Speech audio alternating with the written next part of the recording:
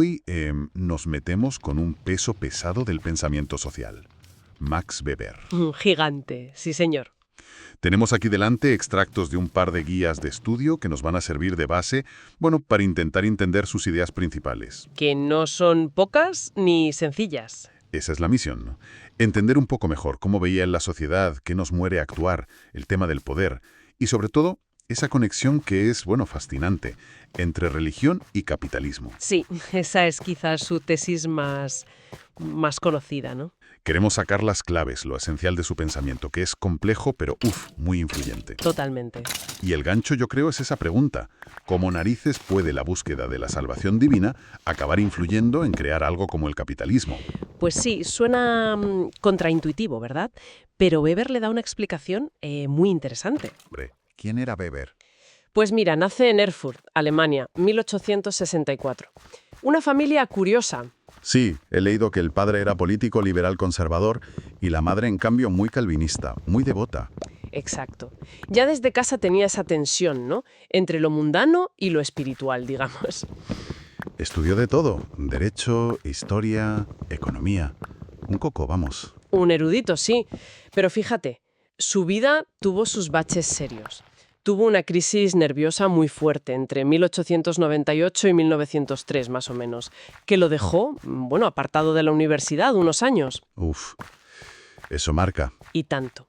Y creo que es importante entender el contexto de su época. Había un debate enorme sobre si las ciencias sociales podían ser científicas, como las naturales. Claro. ¿Se puede estudiar a la gente como se estudian las piedras? Exacto. Weber intenta encontrar un camino intermedio. Busca rigor, objetividad, pero sin olvidar que estudiamos a personas. Personas con ideas, con intenciones, con subjetividad. Eso no lo tienen las piedras. Y eso se nota en cómo escribía, por lo que parece. Totalmente. Leer a Weber, sobre todo algunas obras como Economía y Sociedad, puede ser un desafío, ¿eh? Sí. Frases larguísimas, ideas que se van entrelazando, notas a pie de página que son casi otro libro. Su mujer, Marianne, decía que era como si volcara el torrente de su pensamiento directamente al papel. Vaya. Mucha profundidad, pero igual poco fácil de leer. Exacto. Pero bueno, después de esa crisis, parece que un viaje que hizo a Estados Unidos en 1904 fue importante. Y ahí es cuando empieza a escribir la famosa Ética protestante y el espíritu del capitalismo. Y no se quedó solo en la academia, ¿eh? Que también se metió en política. Sí, fue cofundador de la Sociedad Alemana de Sociología, aunque luego se fue por defender la neutralidad valorativa. Ah, ya llegaremos a eso. Luego participó en la República de Weimar, en la redacción de la Constitución. Era un hombre implicado en su tiempo, hasta que murió en 1920. Vale. Pues con esa imagen del hombre y su época, entremos ya en sus ideas.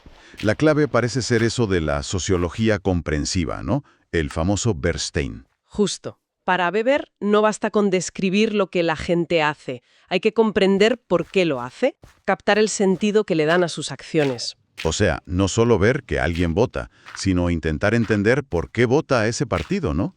¿Qué significa para esa persona? Exactamente. La sociología para él es la ciencia que busca entender, interpretándola, la acción social, para poder explicarla causalmente. Y la clave está en el sentido subjetivo, el significado que la propia persona le da a su conducta. ¿Y qué es acción social exactamente para Weber? ¿Cualquier cosa que hacemos? No exactamente. Es una conducta humana, puede ser hacer algo, no hacerlo o permitir que pase algo, a la que el sujeto, la persona, le da un sentido subjetivo. Y lo importante, ese sentido está referido a la conducta de otros. A ver si lo pillo.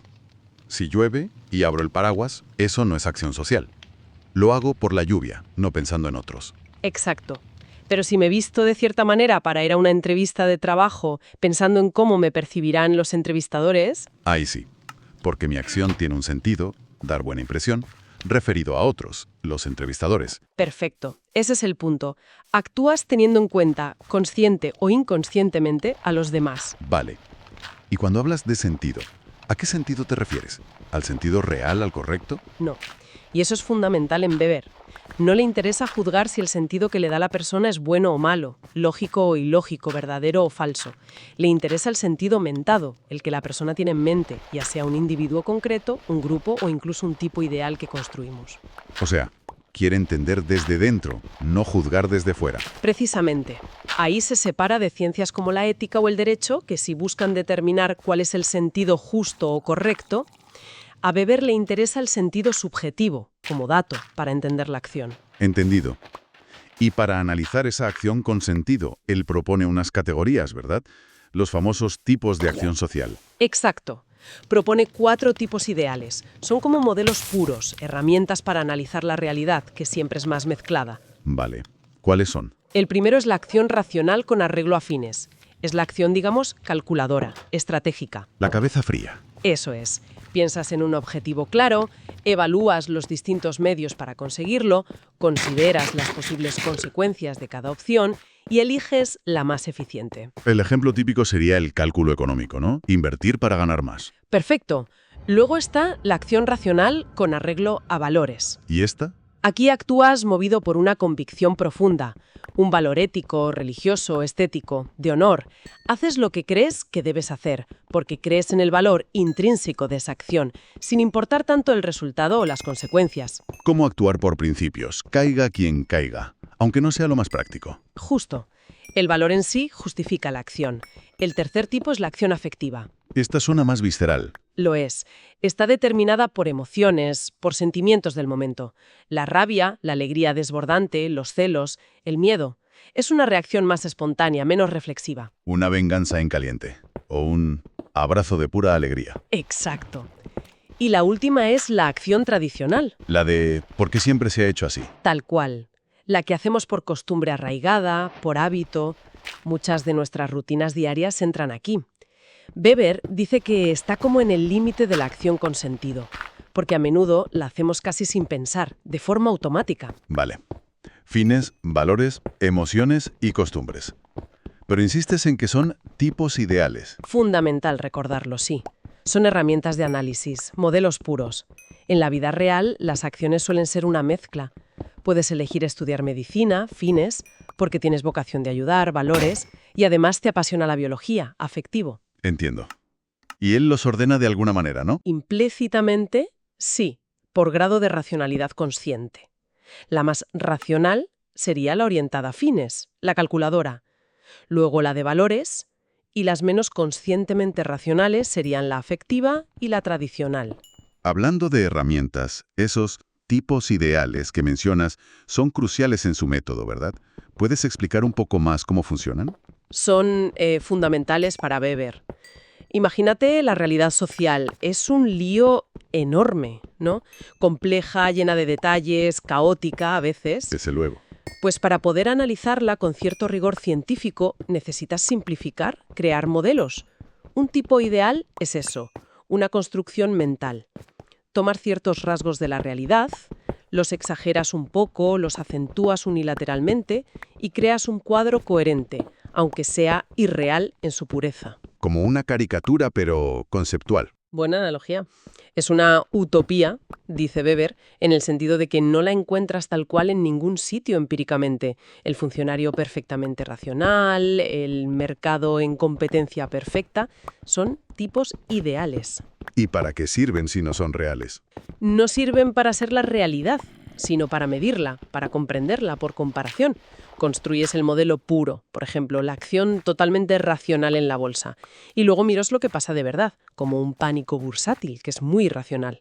Al comparar la realidad con el tipo ideal, ves las desviaciones y te preguntas, ¿por qué se desvía? ¿Qué factores irracionales están influyendo? Ah, vale. Te ayuda a formular hipótesis, a buscar causas. Exacto.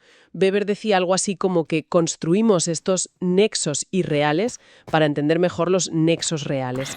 No son verdaderos ni falsos en sí mismos, sino útiles o inútiles para investigar un problema concreto. Son un medio, no un fin. Una herramienta para poner orden mental en el caos social. Y ligado a esto de buscar la objetividad está su famosa y polémica idea de la neutralidad valorativa. Uf, sí. Otro punto central y muy debatido hasta hoy. ¿Qué significa exactamente? Que el científico social no debe tener valores. No, no es eso. Weber era realista. Sabe que todos tenemos valores.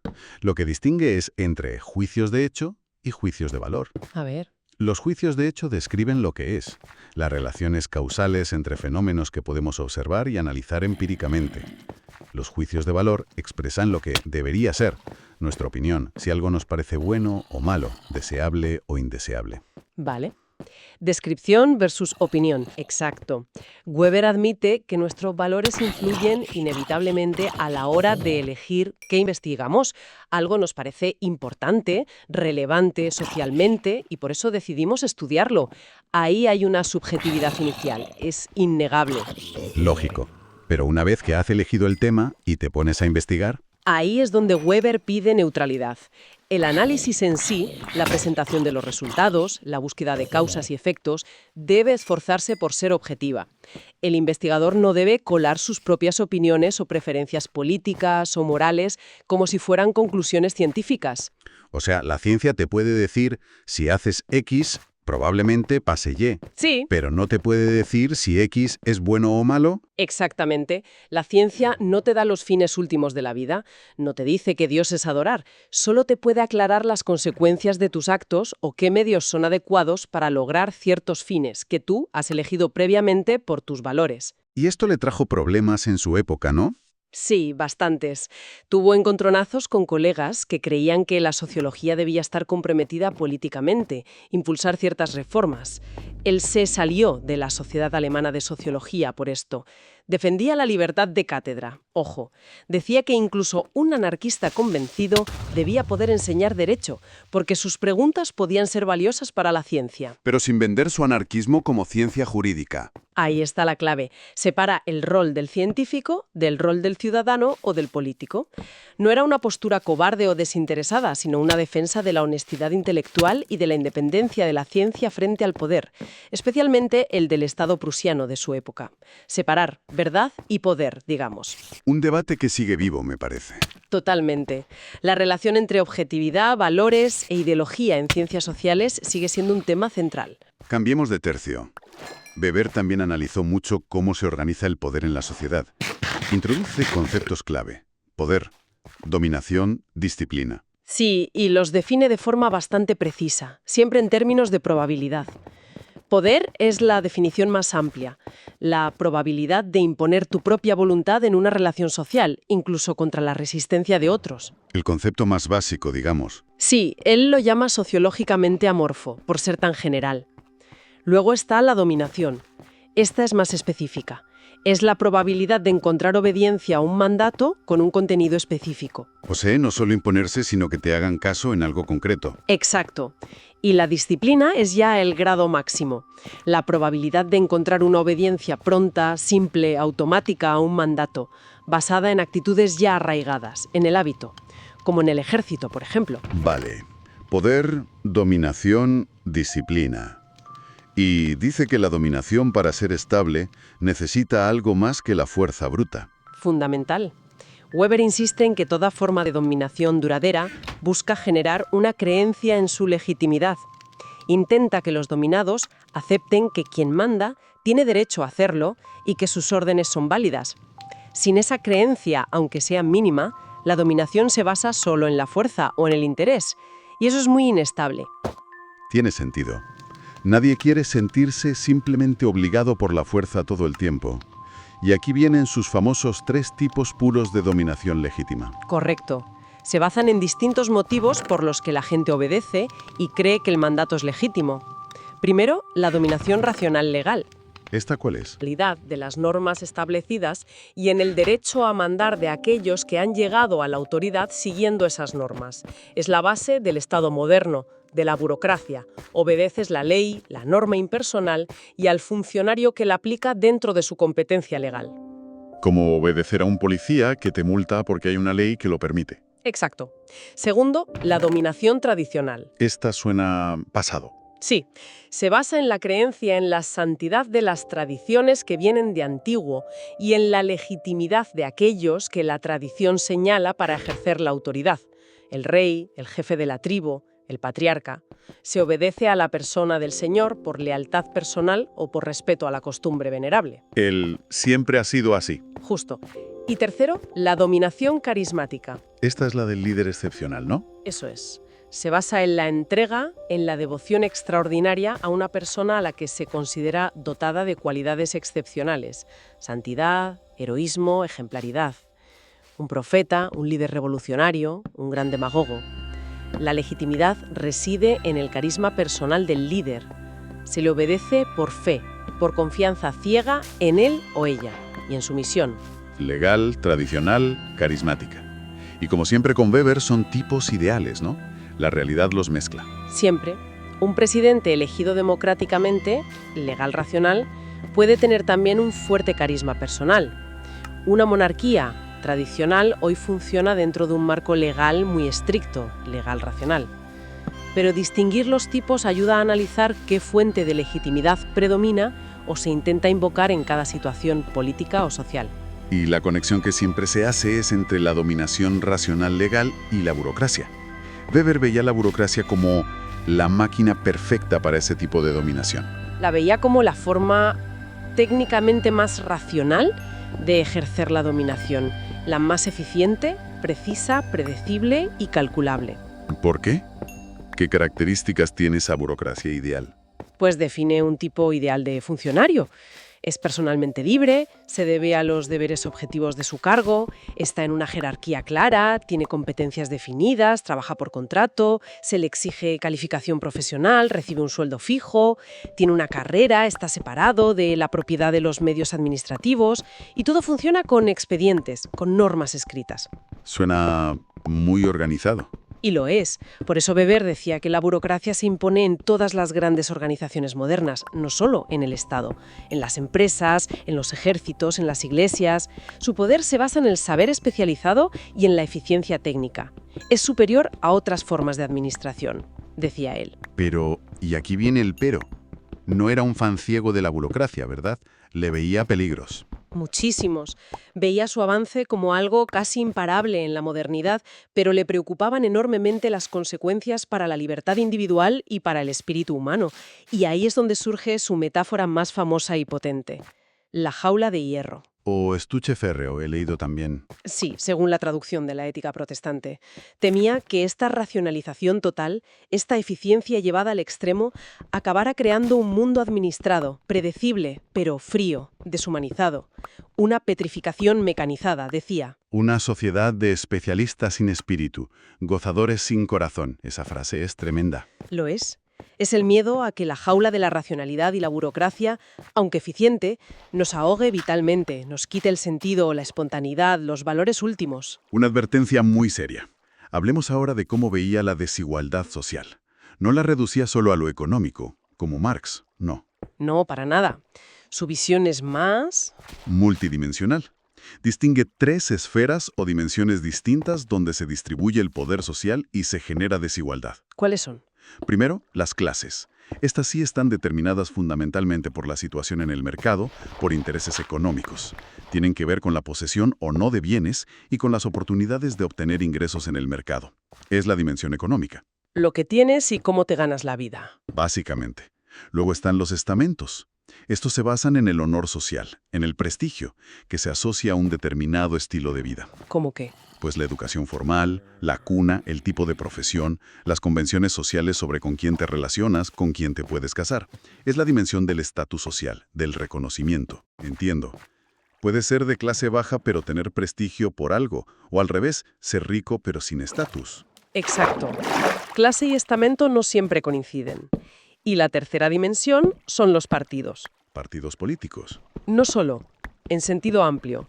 Cualquier asociación que se organiza para luchar por el poder social, para influir en las decisiones colectivas y obtener ventajas, sean materiales o ideales, para sus miembros. Pueden ser partidos políticos, pero también grupos de interés, lobbies. Operan en la esfera del poder propiamente dicho. O sea que para Weber, la desigualdad es una mezcla compleja de tu situación económica, clase, tu prestigio social, estamento, y tu capacidad de influir políticamente, partido. Exactamente. Y estas 3 dimensiones interactúan de formas complejas. Además, Weber habla de lucha, Kampf, en un sentido muy amplio. no solo la lucha de clases marxista, incluye la competencia pacífica en el mercado, la lucha política, incluso la competencia social o cultural. Reconoce la explotación y la dominación en el capitalismo, pero su análisis de la desigualdad es más matizado y multidimensional. Muy interesante. Y con esto creo que llegamos al plato fuerte para muchos, ¿no? Esa conexión entre religión y capitalismo en la ética protestante y el espíritu del capitalismo. Volvemos al inicio. Sí, su obra más famosa, aunque él mismo advirtió que era solo una parte de un estudio mucho más amplio sobre la relación entre religión y economía en distintas civilizaciones. ¿Cuál es la idea central? ¿Que el protestantismo creó el capitalismo? No, ojo, eso sería simplificarlo demasiado. Y Weber era muy cuidadoso con eso. Él parte de una observación. El capitalismo moderno occidental, el que surgió en Europa y Norteamérica, tiene una mentalidad, un ethos muy particular. Un espíritu, como dice el título. Eso es. Pone el ejemplo de Benjamin Franklin. Esa idea de que el tiempo es oro, de que trabajar duro y de forma metódica no es solo un medio para ganar dinero, sino casi un deber moral, un fin en sí mismo, y que los beneficios hay que reinvertirlos, no despilfarrarlos. Ese espíritu no lo veía tan claro en otras formas de capitalismo histórico, ni en otras culturas. Vale, hay un espíritu particular. ¿Y de dónde sale? Aquí es donde entra la religión.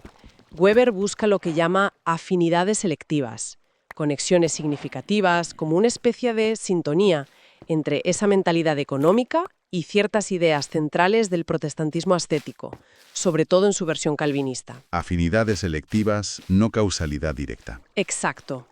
Él rechaza explícitamente el materialismo histórico simple, que la economía lo determina todo, pero también el idealismo simple, que las ideas lo determinan todo. Busca una explicación multicausal donde las ideas religiosas tuvieron un papel importante, pero no único ni buscado intencionadamente en la formación de esa mentalidad capitalista. Vale, ¿y cuál es el mecanismo? ¿Cómo conecta el calvinismo con el espíritu capitalista? El punto clave, según Weber, es la doctrina calvinista de la predestinación. Esa idea de que Dios ya ha decidido desde la eternidad quién se salva y quién se condena. Y no puedes hacer nada para cambiarlo. Exacto. Imagina la angustia que eso generaba en los creyentes. ¿Estaré yo entre los elegidos? Como no podían saberlo con certeza, ni ganarse la salvación con buenas obras, porque ya estaba decidido, empezaron a buscar intensamente signos en su vida que pudieran indicarles que sí estaban entre los elegidos por Dios. Una forma de calmar la ansiedad, supongo. Precisamente. ¿Y dónde encontraron esos signos?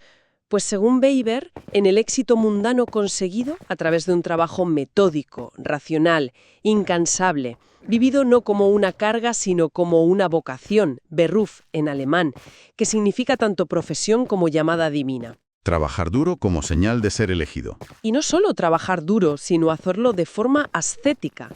El calvinismo promovía un ascetismo intramundano, una vida superdisciplinada, austera, racionalizada, pero dentro del mundo, en tu profesión, no retirado en un monasterio. Había que rechazar el lujo, el ocio improductivo, el goce espontáneo de los bienes. Todo eso era perder el tiempo que debías dedicar a la gloria de Dios y a tu vocación.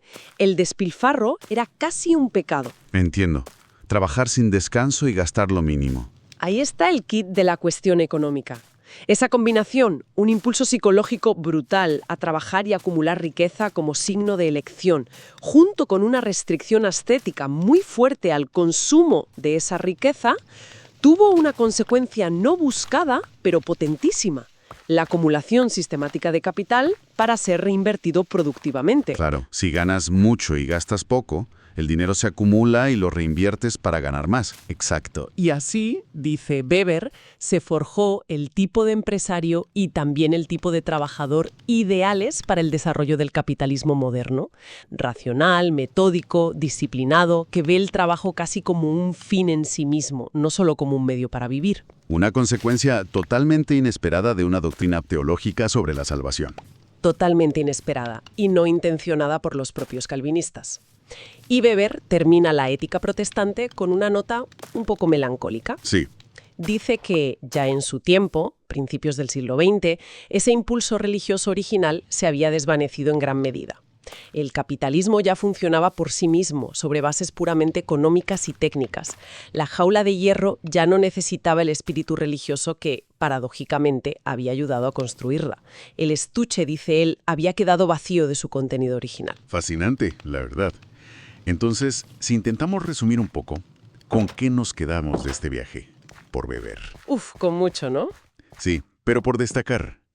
Primero, esa invitación a entender la acción social desde el sentido que le dan los propios actores, la sociología comprensiva. Fundamental.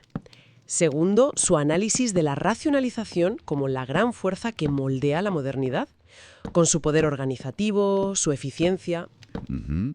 Pero también con su peligro deshumanizador, la famosa jaula de hierro. Exacto.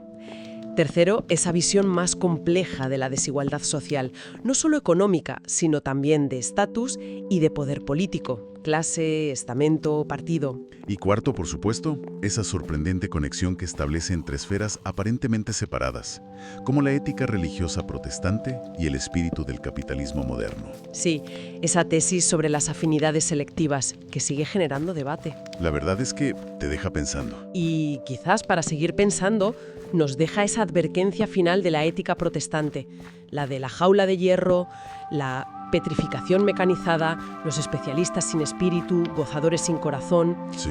Más de un siglo después, en este mundo nuestro tan tecnificado, tan enfocado en la eficiencia, en la métrica, en la optimización constante de todo, ¿cuánto de actual tiene esa advertencia de beber?